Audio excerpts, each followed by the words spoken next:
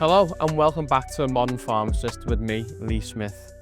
Now, electrolytes, an industry worth $40 billion, which is expected to double in the next 5 years. So surely it's an industry that has deep-rooted science and it's robust.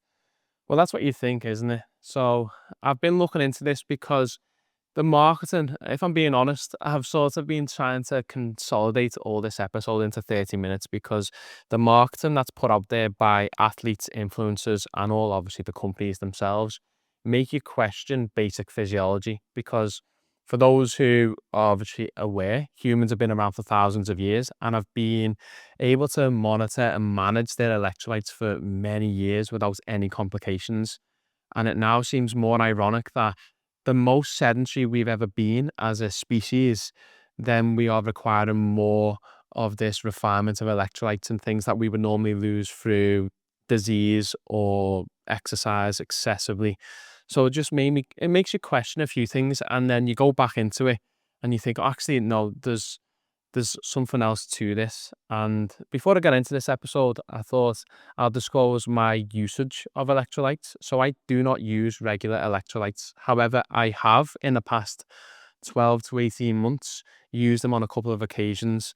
And this episode should hopefully give you the information as to whether electrolytes are for you. Because as I keep saying, everything is individualized. We are not the same. So whether electrolytes fit into your lifestyle, you can look into them. And another point is that any of the studies and references, because I've missed this on previous episodes, I will put in the show notes because I was looking at a few things on social media the other day and it sort of winds me up where everything that we say now has to be in a meta-analysis or a systematic review shows this. And you think, what happened to the days where common sense was just a thing? And it's like, oh yeah, well, that makes sense. But now for anything to be believed, it has to be in some sort of study, meta-analysis, systematic review. And I know that might sound ironic coming from me because a lot of the things I quote come from studies. But when it comes to things that you want to manipulate, you can manipulate any study. So it needs to be it just needs to be thorough before I ever look into something or advocate for that. Now, going into electrolytes, there's a few things that we need to understand for you to then get the most out of this episode, and it is basic physiology. And when it comes to electrolytes, I'm going to be discussing four in particular. So they are sodium, potassium, magnesium, and calcium. And the reason I picked these, yes, there are many more. There's phosphate, there's chloride, there's so many other ones in your body. But these are the four that usually come up within these electrolyte replacement drinks. And they are the ones that we largely look at from a medical point of view if we suspect anything's going wrong. And the one that has the biggest impact over the control of fluids within the blood, the body, is sodium. And sodium chloride, as salt, table salt, accounts for about 85% of the control of fluid balance within the body.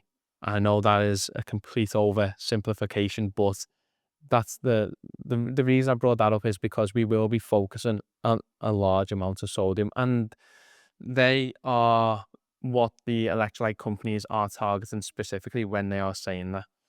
So with regards to physiology, these electrolytes need to be within very tight control. And the reason being is that for electrical activity to happen throughout the body, we need to make sure that there is a gradient at all times. So for example, sodium is kept to a range of 135 to 145. If you're in the UK, I believe it's 140 to 150 in the US. Potassium, 3.5 to 5. The point is these have to stay within narrow ranges because if there is too much sodium on the inside of a cell, then the neuron won't be able to trigger a response to that. And like I said, it's been tightly regulated for many, many years. So I was sort of baffled by this idea that why do we need to add more sodium and other things into our diet? Now, a bit of context is that in the average UK and US diet for a Western adult, we are consuming about 8.4 grams of sodium chloride each day, which is above the 6 grams that we recommend. And we are only led to believe that we need about 500 to 1.5, sorry, I'm changing units here, 500 milligrams to 1500 milligrams of sodium in its raw form a day. And if you wanted to get that in table salt metrics, you just divide by 40 times by 100 because it's 40%. The point that I'm trying to make here is that we are having too much salt as it is in Western diets.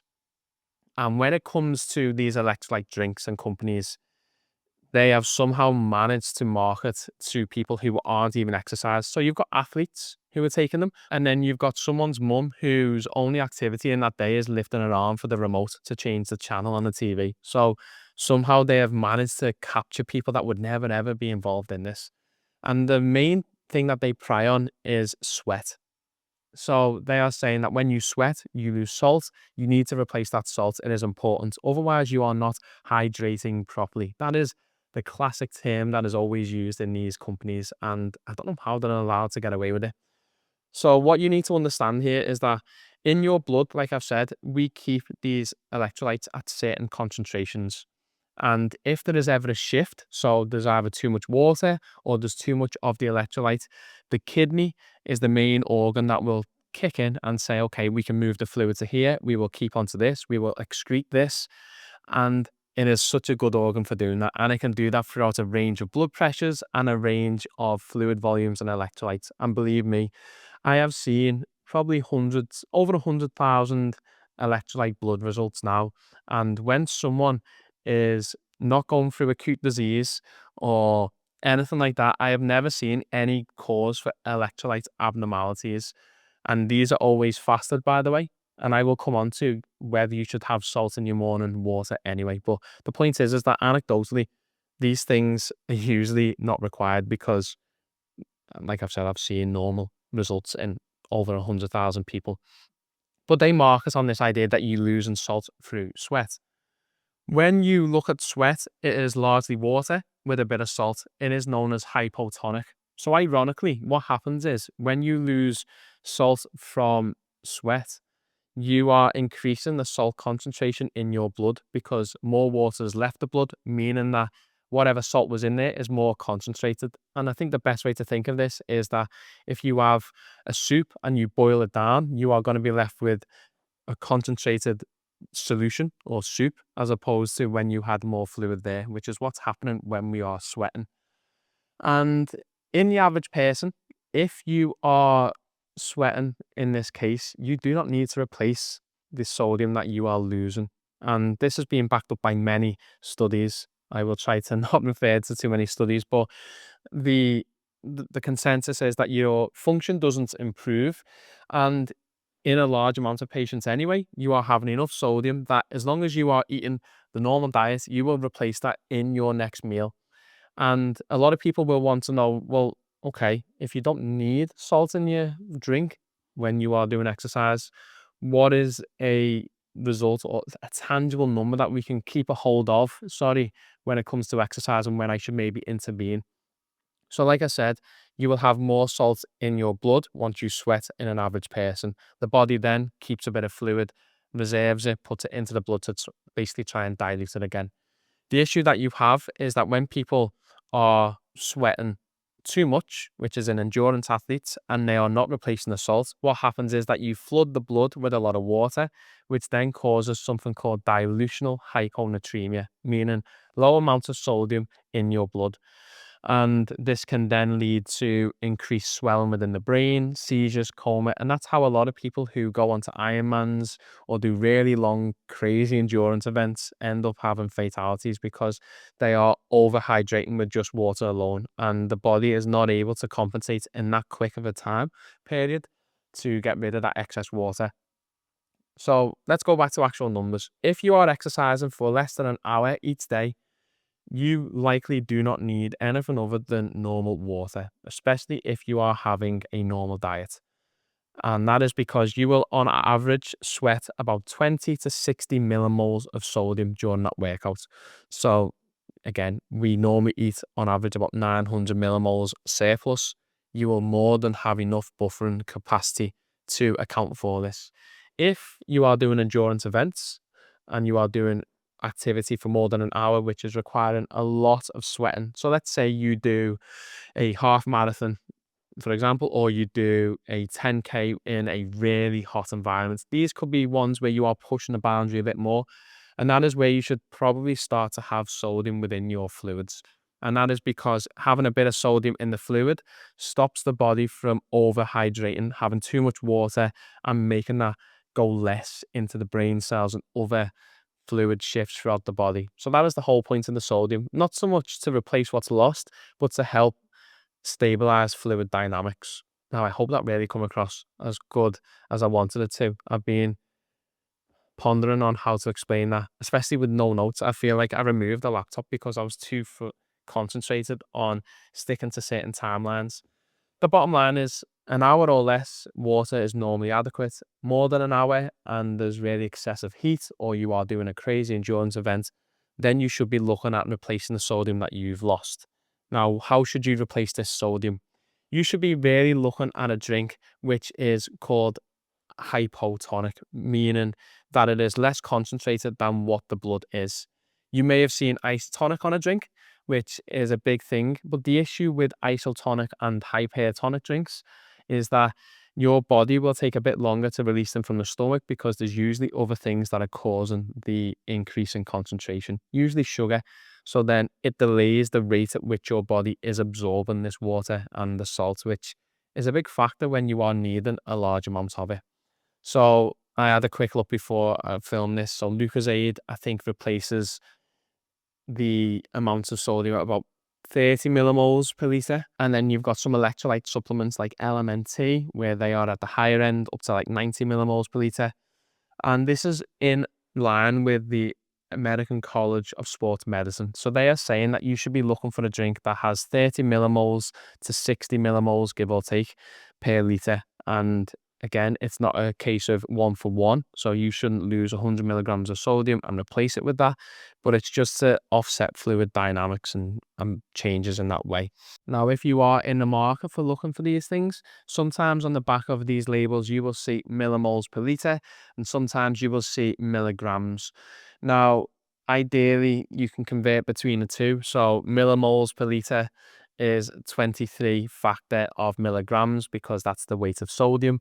You can look online how to do the calculation. I was half thinking I might actually put it into the show notes, and it's just a quick reference to make sure that you are having enough sodium when you are thinking about replacing these amounts of electrolytes in the body.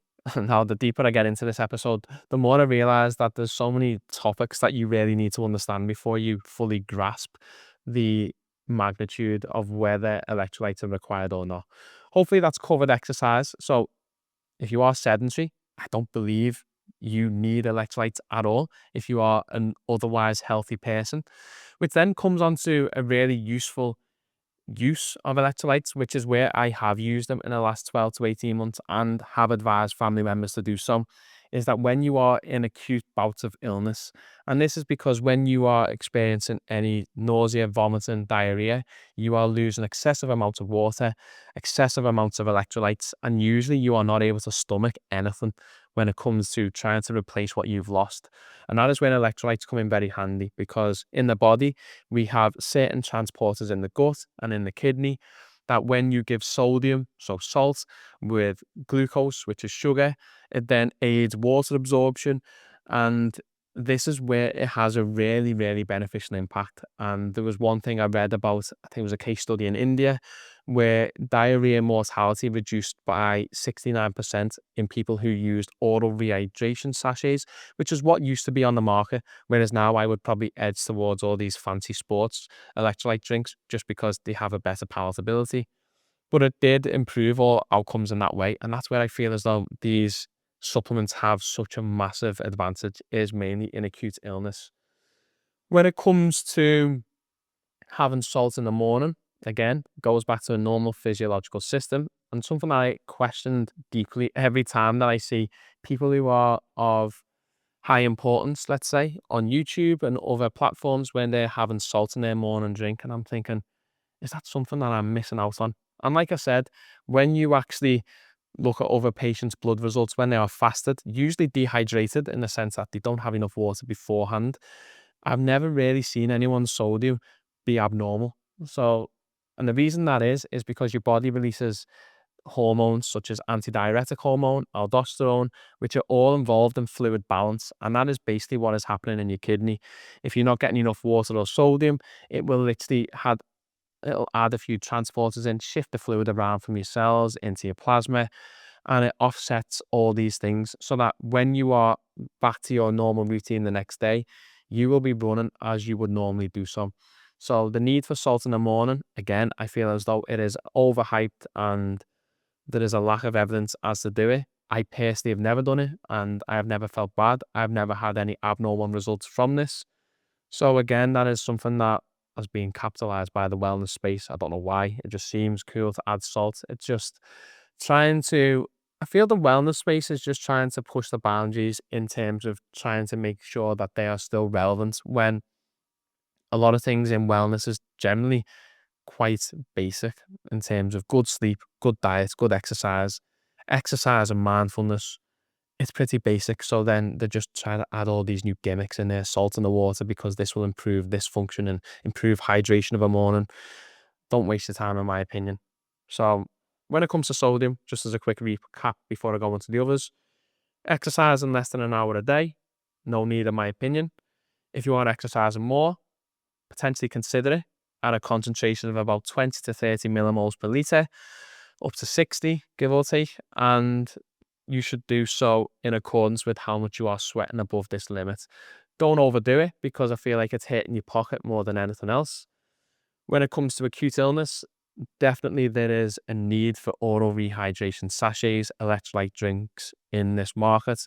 Use them because you are not going to get any meaningful nutrients or electrolytes back into your body otherwise, and it can potentially be life-saving. So definitely use them there. Morning salt in your water, a load of rubbish in my opinion. Don't do it. Just a waste of time. You're putting yourself through a grueling episode. Just go and have a normal glass of water and you'll be fine.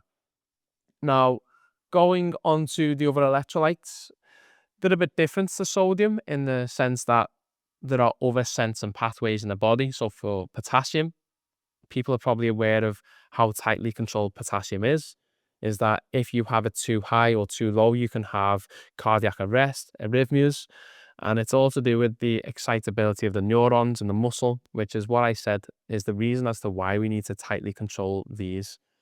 When you have too much potassium in your diet, it offsets it by putting it into the cells. If you have too low, the cells release some into the blood. Again, a natural buffering system that's been in place for many, many years. When it comes to calcium, same thing. The majority of it is bound to bone.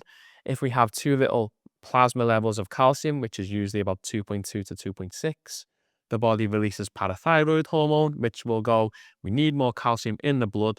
Can you get some from the bone? Can we activate vitamin D to increase absorption? Can we prevent the kidney from releasing any more? And then when it comes to magnesium, same thing. It's actually quite closely attributed to calcium, but the same thing, we keep it within the tight range. And there are other mechanisms, largely the kidney for magnesium.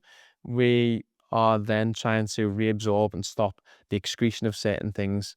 So from this, you can hopefully see the whole point that we are largely tapping into an area that has not had any dysfunction or any problems for a long time.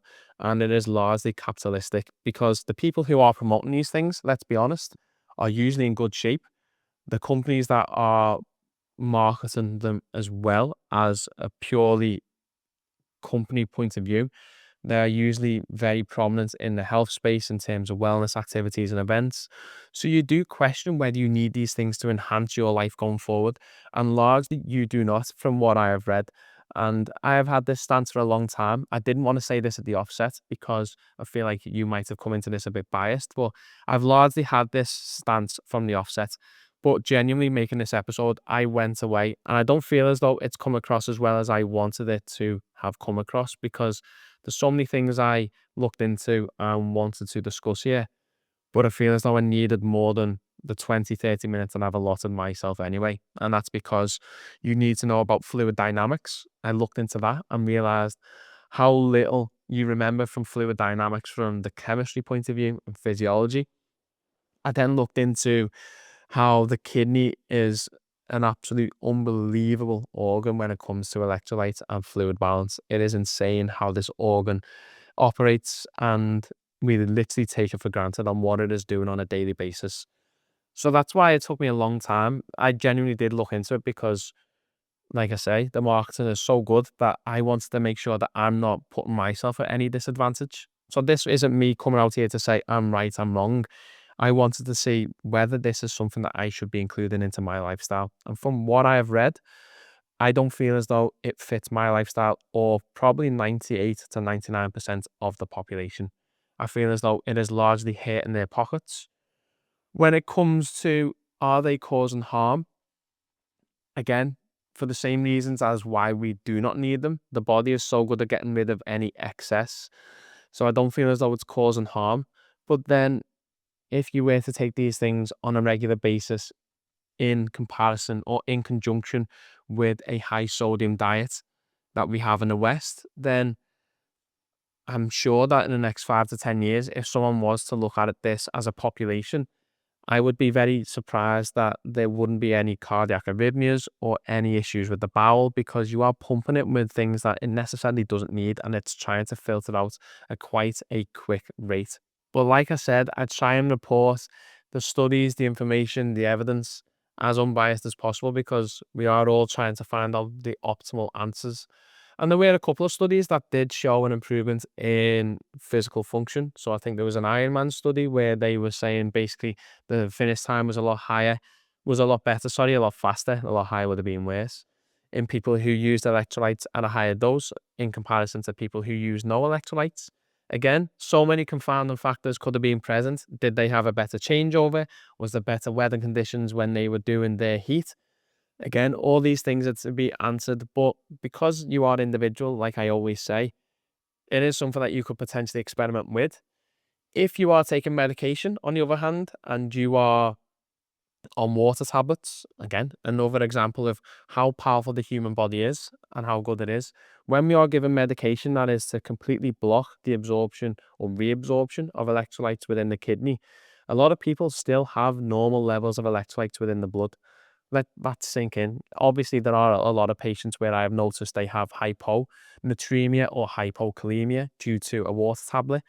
But in a large majority of cases, once they're stable, they have normal levels, and these medications are blocking large proportions of where they are absorbed or reabsorbed, shall I say, within the nephron in the kidney, and further solidifies the lack of need for these electrolyte substances. Now, for some reason, I feel as though I completely went racing out the blocks when it comes to this episode. And the reason is because I'm looking at a timer, and usually at this point of the podcast, I don't have that much time left. So for some reason, I raced out the blocks. But whether that was because in my reading of the literature that there is an overwhelming answer here that they are not useful in the large majority of people, unless you are acutely unwell or you are a really high performing athlete who is doing endurance events or doing crazy things where you are sweating profusely, then I just don't feel like there's any need for that. Obviously, I'm sure that anyone who is listening and watching, again, I always appreciate it, may have a few questions on this, as may I do when I go back to review this before I upload it, because I'm hoping that I have explained everything in the fashion that I wanted to explain it. But I'm not going to go ahead and take any electrolytes unless I'm acutely unwell. And that's the advice I will be giving to any of my patients and any of my close family and people that seek advice from me. As always, this episode was for informational purposes only. It is not medical advice, but if you are going to ask about medical advice for this subject, you probably won't get too far because not many people are well versed in these electrolyte substances anyway. Any studies I put below in the show notes, anything that you want to ask me, reach out to in a comment to this podcast or on whatever platform you listen to it on, and I will see you in the next one.